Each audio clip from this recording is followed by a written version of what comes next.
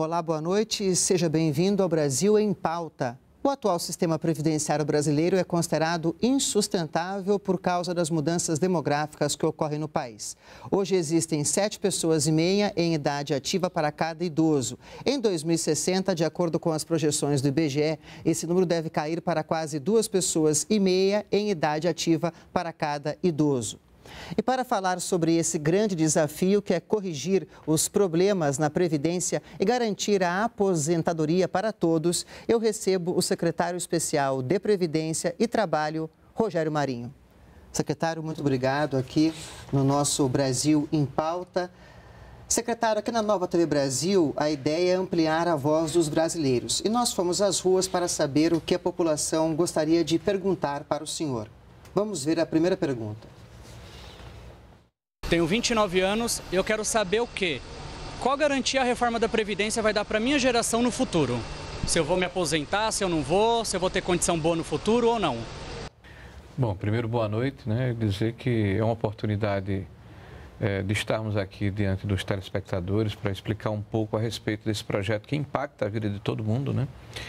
E respondendo diretamente aqui ao Duran de São Paulo. Ao Duran de São Paulo, dizer que o atual sistema previdenciário, ele é injusto, porque poucos ganham muito e muitos ganham pouco, e ele é insustentável do ponto de vista fiscal.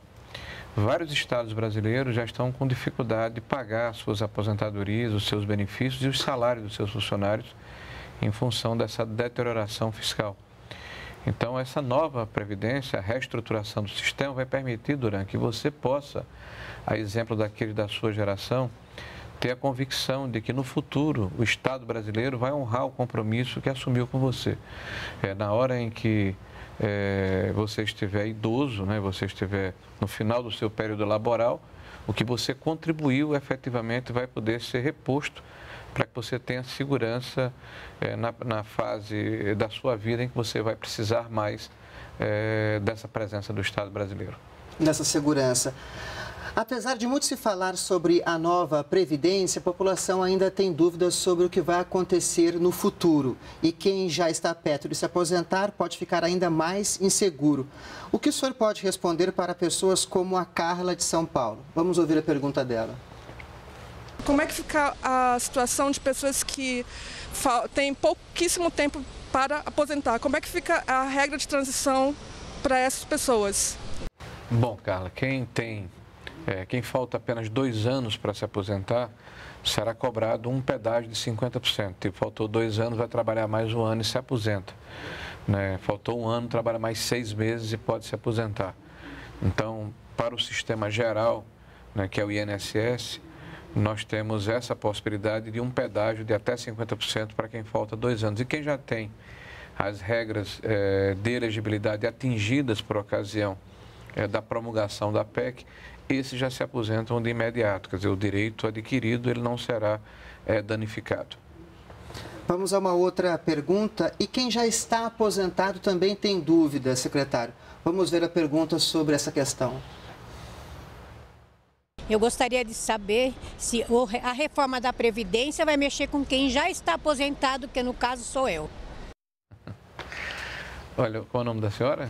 Essa senhora foi a Cleonice Biasotto. Bom, Cleonice, fique tranquila que a nova Previdência que está sendo proposta pelo governo preserva os direitos adquiridos de todos aqueles que estão aposentados ou são pensionistas no regime geral, que deve ser o seu caso, mais de 30 milhões de brasileiros. Então, talvez seja a última oportunidade que nós vamos ter, a última janela de oportunidade de fazer uma reestruturação no sistema previdenciário sem avançar nos direitos adquiridos. Então, talvez quem deva torcer mais e trabalhar mais para que a nova Previdência se estabeleça sejam aqueles que já estão aposentados e o caso daqueles que estão ingressando agora no mercado de trabalho. Até porque qualquer mudança na legislação pela Constituição só retroage se for a favor das pessoas, né? Além disso, é uma espécie de compromisso desse governo de preservar os direitos que foram adquiridos por aqueles que já estão aposentados ou são pensionistas. E já contribuíram para a Previdência. Já contribuíram. Nessa interlocução com o Congresso Nacional, o senhor está sempre ali conversando com os parlamentares. Como é que está sendo a aceitação da proposta pelo Legislativo, já que é fundamental a proposta ser aprovada pela Câmara dos Deputados e pelo Senado Federal? Olha, eu pessoalmente fui a provavelmente 10 a 11 bancadas de deputados a convite deles. Recebi no nosso gabinete seguramente mais de 70 parlamentares, entre deputados e senadores. E o que eu tenho visto, a minha percepção é de que há um clima muito favorável. Porque mesmo aqueles que, por algum motivo, não aceitam ou o texto ou algum item do texto, reconhece a necessidade de se fazer a reformulação do sistema, reconhece que o déficit, que a desarrumação do sistema previdenciário prejudica a capacidade de resolutividade que o país precisa ter para investir a favor do conjunto da sociedade brasileira. Então, esse conjunto de atitudes dos parlamentares nos levam a crer que o projeto será aprovado, talvez com algumas modificações, com algumas inovações e aperfeiçoamentos no texto, como é de praxe, que é o papel do Congresso. Como é de praxe dentro do Congresso Nacional. Uma das propostas apresentadas ao Congresso é substituir o modelo de repartição que nós temos hoje pelo modelo de capitalização, ou pelo menos eles conviverem ali juntos. Quais as vantagens desse sistema sobre os outros modelos e qual a economia esperada com o modelo de capitalização? Bom, na verdade, o modelo de capitalização que está sendo proposto, ele será opcional.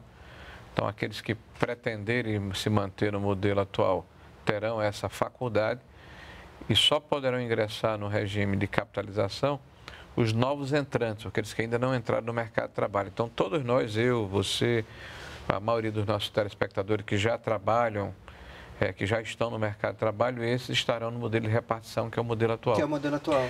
Esse modelo atual, ele é fadado ao insucesso. As contas não fecham, não apenas aqui, como em qualquer lugar do mundo, né? Porque há um crescimento da expectativa de vida da população e essa pressão demográfica desarruma o sistema. Você abriu o programa falando do número de pessoas ativas em relação a idosos que existe em relação aos idosos. É importante colocar que essa relação necessariamente não significa contribuição. Talvez a metade dessas pessoas contribuam efetivamente para a Previdência. Hoje a proporção talvez seja de 3 para 1. Tá? E isso gradativamente vai se exaurindo ao longo do tempo. No meu estado, por exemplo, que é o Rio Grande do Norte, já está em 1 para 1. Tem um aposentado para um ativo contribuindo. Então essa conta não fecha. O sistema de capitalização vai permitir que o cidadão ele possa acompanhar o investimento que ele está fazendo para a sua previdência. Como se fosse uma poupança? Como se fosse uma caderneta de poupança ao longo do tempo. Então, vamos imaginar que daqui a 40 anos que você vai investir, você poderá resgatar. Então, ele todos os meses fará uma inversão financeira, poderá acompanhar graficamente a evolução desse recurso, que será indexado por parâmetros e padrões que vão ser definidos numa lei complementar. E ao final do seu período laboral, ele vai sacar o que ele efetivamente contribuiu com os aportes da área patronal ou de outras fontes que vão ser definidas a posteriori. E essa inspiração vem de outros países também. O Chile, por exemplo, tem os dois sistemas concomitantes. Bom, o modelo chileno é muito falado, mas não é o modelo que nós estamos apresentando. Nós, por exemplo, prevemos a questão de que ninguém vai receber menos que um salário mínimo. Não existe isso no modelo chileno. A possibilidade da contribuição patronal também não existe. O modelo que nós chamamos de nocional para diminuir o custo da transição de um sistema para o outro. Você continua aqui na sua caderneta de poupança numa conta gráfica, mas efetivamente o recurso está indo para o fundo atual de repartição para diminuir o custo da necessidade de aplicação de recursos por parte do governo federal. E esse recurso de quem investe em capitalização é garantido por títulos mobiliários, por títulos da dívida pública ou outras receitas extravagantes que serão decididas a posteriori. Esse modelo que nós estamos propondo está mais próximo do que faz a Suécia, a Noruega, a Itália, o Canadá, do que o modelo que ocorre hoje no Chile. Se eu não me engano, mais de 20 países no mundo têm o modelo de repartição, junto com de capitalização. Isso. Nós temos um estudo do Banco Mundial que demonstra ao longo do tempo de que forma essa experiência se deu em outros países do mundo e nós não temos compromisso com o erro. Nós pretendemos trazer para o projeto o que for bom, que for saudável, o que for sadio, ajustado, customizado aqui no país e deixar de lado o que deu errado. Até porque nós temos uma curva de aprendizado de pelo menos 50 anos, 40 e poucos anos ao longo dessas décadas anteriores. Essa proposta enviada ao Congresso Nacional pelo governo prevê uma economia em 10 anos de R$1 trilhão. Caso as mudanças que possam vir a ocorrer no Congresso deixem essa economia menor, o governo continua trabalhando com o projeto de capitalização? Existe uma outra alternativa? Como é que o senhor analisa essa questão? Bom, o nosso ministro Guedes tem falado que caso não tenhamos êxito no impacto fiscal pretendido, ele terá dificuldades em implementar esse modelo novo.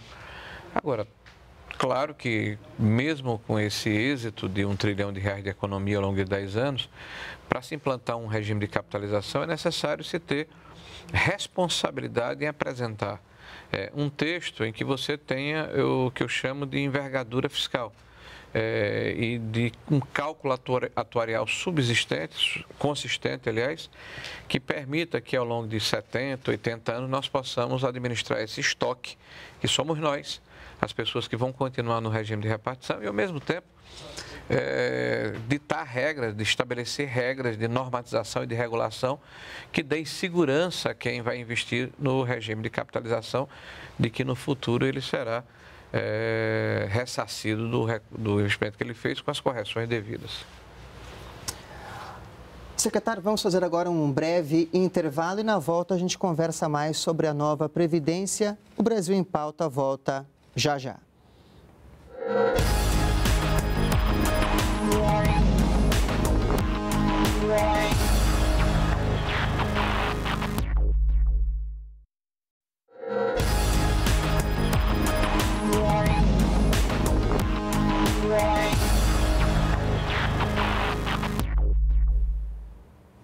Estamos de volta com o Brasil em Pauta. A nova Previdência enviada pelo governo federal ao Congresso Nacional tem a meta de tornar o sistema sustentável e também combater fraudes e privilégios. E quem fala sobre esse assunto é o secretário especial de Previdência, Rogério Marinho.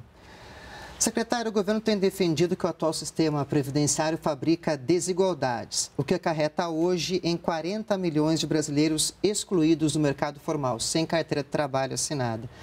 Diante disso, a pedagoga Deise Amaral tem uma pergunta para o senhor. Vamos ouvir.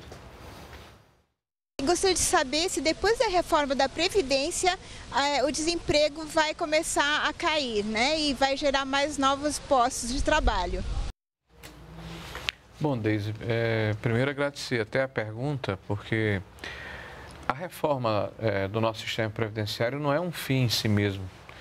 É o início de um processo de reestruturação da nossa economia que começou com a PEC do teto dos gastos, com a reforma trabalhista, que vai ter que prosseguir com a reforma tributária, com a desburocratização, com a abertura econômica, com a privatização de parte das nossas empresas estatais. Então, esse é um processo que eu chamo de círculo virtuoso.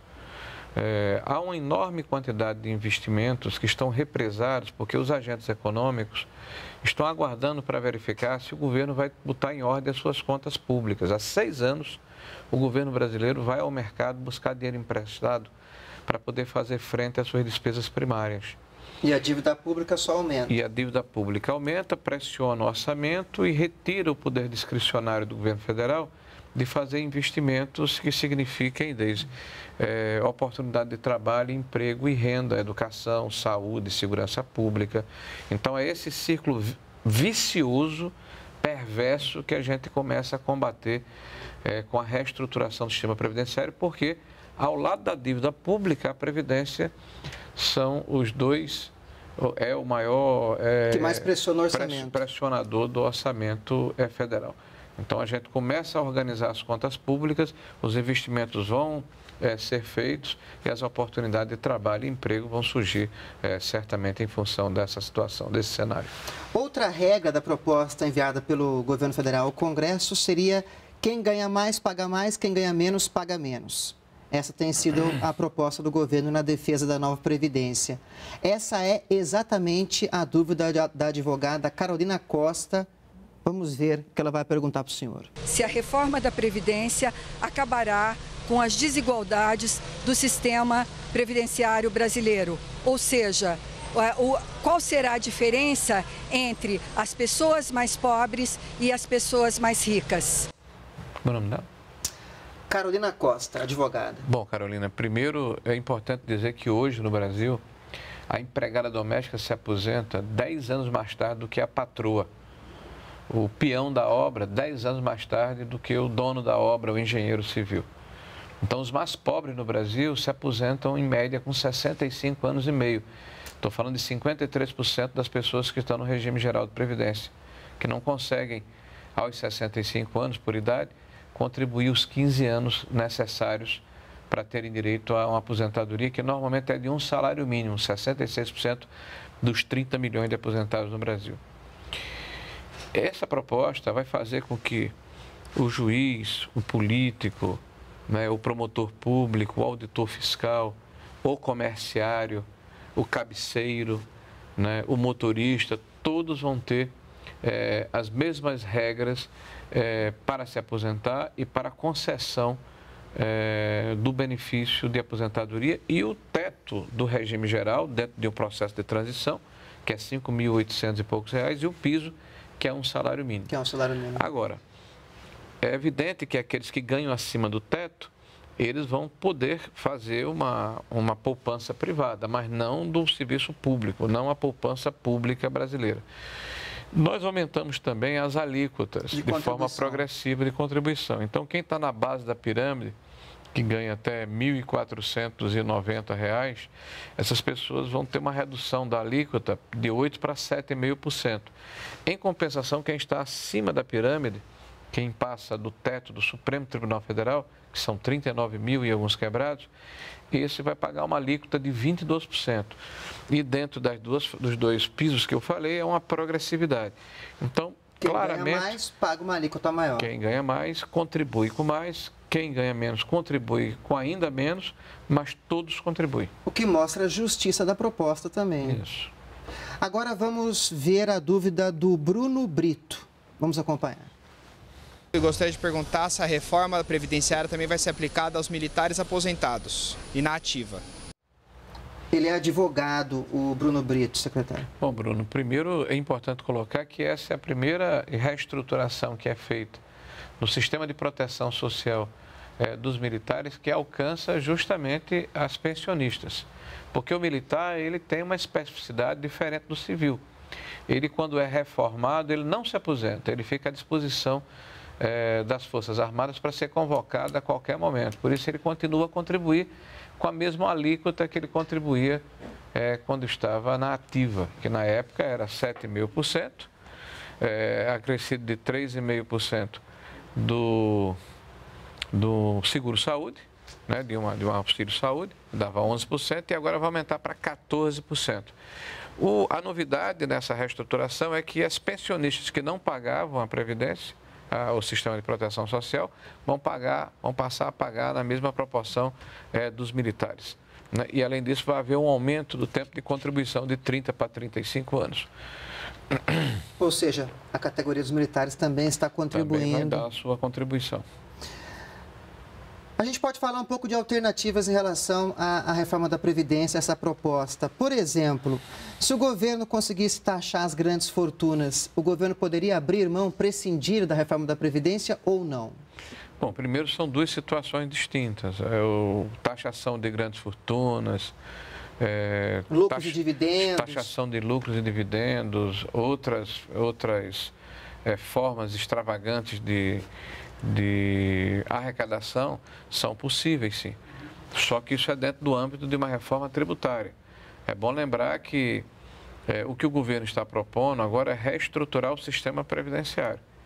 Passado esse processo, nós já temos um compromisso de imediato, ou até concomitantemente, apresentarmos um projeto que reestrutura também o nosso sistema tributário. E aí os parlamentares terão toda a oportunidade, no processo de discussão, aperfeiçoarem também o projeto. Isso não impede que dentro da nova Previdência haja algum acréscimo, mas nós achamos que são situações distintas. A questão do financiamento passa pela questão da reforma do sistema tributário e não pela reforma do sistema previdenciário. Ou seja, várias propostas para melhorar o ambiente econômico do país. Isso, a ideia é, como eu disse, a Previdência não é um fim em si mesmo, é o começo de um processo neste governo de reestruturação da economia como um todo, da reforma tributária, da desburocratização e flexibilização das leis e das normas no país, né, para permitir que o empreendedor tenha um ambiente confortável para gerar emprego e renda e oportunidade, né, melhoria das condições de acesso a crédito para o conjunto da sociedade, principalmente para o micro e para o pequeno investidor, que são os grandes fomentadores da nossa economia na área do emprego, abertura comercial para permitir um maior crescimento econômico e uma maior integração com outros países do mundo. As viagens do presidente Jair Bolsonaro tiveram muito esse sentido também até agora, né, da abertura comercial. Então, nós temos aí uma série de ações que estão para serem demarradas, mas que precisam desse alicerce, dessa espinha dorsal que é a reestruturação do nosso sistema previdenciário, até para restabelecermos o equilíbrio fiscal que vai permitir que o Brasil seja saudável para voltar a investir. Essa atração de investimentos do exterior, ela também passa pela retomada da confiança no Brasil, no cumprimento de contratos, nessa série de propostas que o senhor acabou de nos dizer aqui, que estão todas ligadas umas com as outras.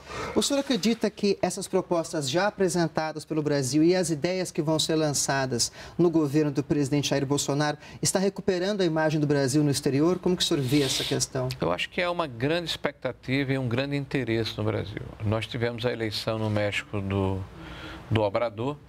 Nós estamos vendo as dificuldades que a Argentina está tendo lá com o Macri para as reformas graduais que foram implantadas. Por isso, nós fizemos logo uma reforma mais ambiciosa nesse processo, né?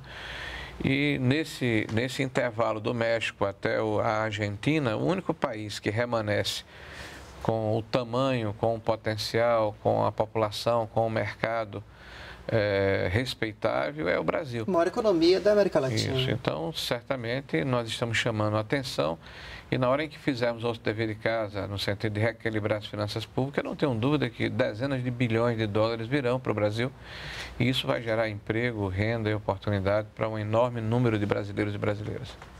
Secretário, muito obrigado pela sua presença aqui no Brasil em Pauta, pelos esclarecimentos em relação à proposta da reforma da Previdência. Tá, obrigado a vocês, obrigado pela oportunidade e vamos torcer pelo país, né? Que essa pauta não é uma pauta apenas do presidente Bolsonaro, do partido dele ou da equipe econômica. Essa é uma pauta da sociedade brasileira que não pode mais esperar. Então esperamos que o debate na Câmara que vai se estabelecer e posteriormente no Senado da República seja um debate sério, sem perda da qualidade e da abertura e transparência que esse debate requer para que a sociedade possa participar dele. É uma pauta importante e fundamental para o Brasil. Isso. Muito obrigado, então, secretário. E o Brasil continua em pauta aqui na Nova TV Brasil. Obrigado pela companhia e até a próxima terça-feira.